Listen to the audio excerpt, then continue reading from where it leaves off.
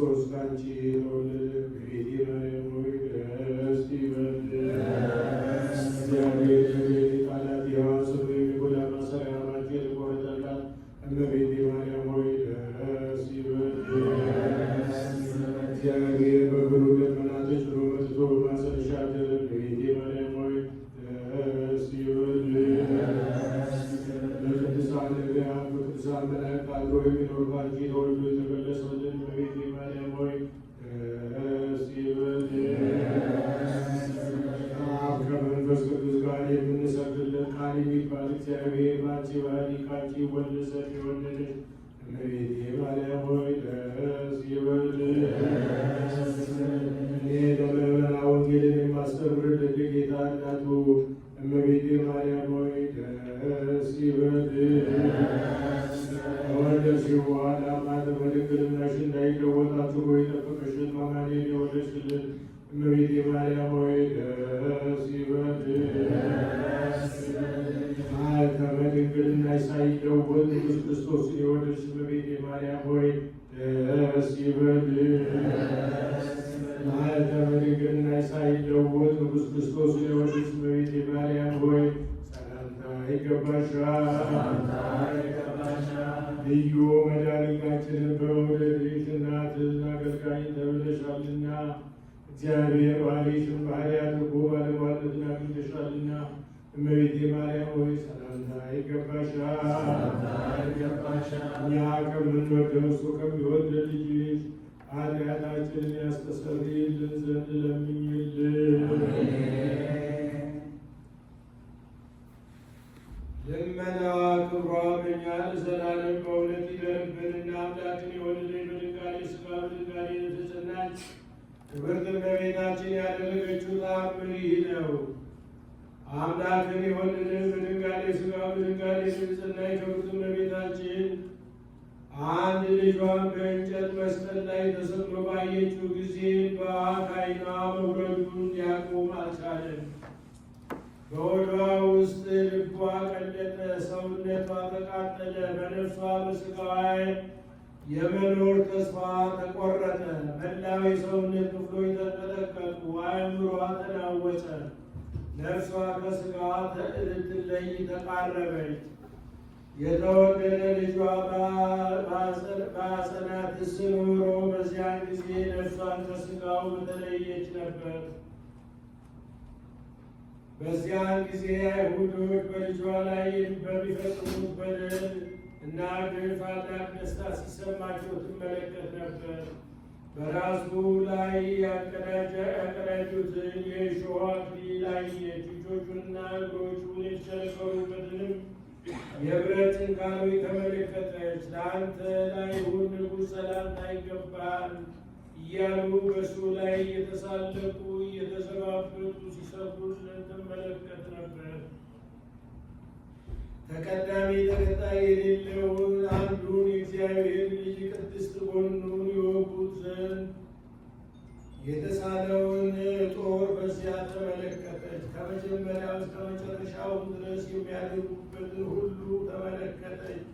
ሲረግሙትና ሲሰልቡ ሰምታ ትዕግስቱን አደነቀች። አምላክን የወለደች በድንጋሌ ሥጋ በድንጋሌ የጸናች ክብርት እመቤታችን ይህን ሁሉ በደልና ግፍ በተመለከተች ጊዜ ፈጽማ ደነገጠች። ወዴት እንደምትሄድም የምታደርገውንም ሁሉ አታውቅም ነበር።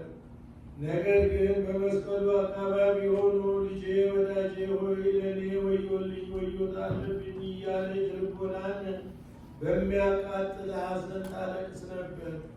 ዳግመኛም በጦር ሲወጉህና ሲገሉ ዓይኖቼ ከሚያዩ ይልቅ ልጄ ወዳጄ ሆይ ነፍሴን ከሥቃይ ትለያት ዘንድ እማልድሃለሁ አለች። ጌታ ኢየሱስ ክርስቶስም በእሱ ሞት ምክንያት የእናቱን የሆዷን በሐዘን መቃጠልና ከዓይኗም የምታወርደውን መሪር እንባ በተመለከተ ጊዜ ሐሞቱንና መጻጻውን ሲያጠጡት ታይ ዘንድ አልፈቀደም። ዳግመኛም በጦር ሲወጉት አይታ ስለዚህ ነገር በእሱ ምክንያት ትሞት ዘንድ አልወደደም። ስለዚህ ነገር ቸሩ አምላካችን ወደ እናቱ እናቱ ተመልክቶ እነሆ ዮሐንስ ስለ እኔ ፈንታ ልጅ ይሁን ይሻላል፣ የሚወደው ደቀ መዝሙር ዮሐንስም እነኋት እናቴ ማርያም እናት ትሁን አለው። ዮሐንስም በዚያን ጊዜ እመቤታችን ወደ ቤቱ ይወስዳት ዘንድ ጠየቃት። እመቤታችን ድንግል ግን ልጄ ተተኪ ወይም ወንድም ወይም እህት የለውምና ለልጄ ላለቅስለት ከሱ ፈጥነህ አትለይኝ አለችው። ዳግመኛም በምድር ላይ እሱ ከቶ አባት የለውምና አለችው። ልጄ ወዳጄ ሆይ ይህ በራስህ ላይ የተቀዳጀኸው የሾህ አክሊል ምነው እንዳንተ ሁሉ በእኔ ራስ ላይ በተቀዳጀሁት በመከራውንም እንዳንተ ታግሼ መከራ ተሳታፊ በሆንኩ እያለች ታለቅስ ነበር። ዮሐንስ ሆይ ልጄ በዚህ ተራራ ላይ ተሰቅሎ ሳለ አይቼ ልጠግበው ከዛሬቱ ቀን በስተቀር ፈጽሞ ላየው አልችልምና አለችው። ዳግመኛም ዮሐንስ ወደ እመቤታችን ዘንድ ሄዶ ከእሱ ጋር ትሄድ ዘንድ በግንባሩ ተደፍቶ ለመናት። ከዚህም በኋላ ልጇን እንዲህ እያለች ወደ አገር ተመለሰች። ልጄ ሆይ አንተን በእሱ ላይ በሰቀሉበት መስቀል በሰላም እሰናበትሃለሁ።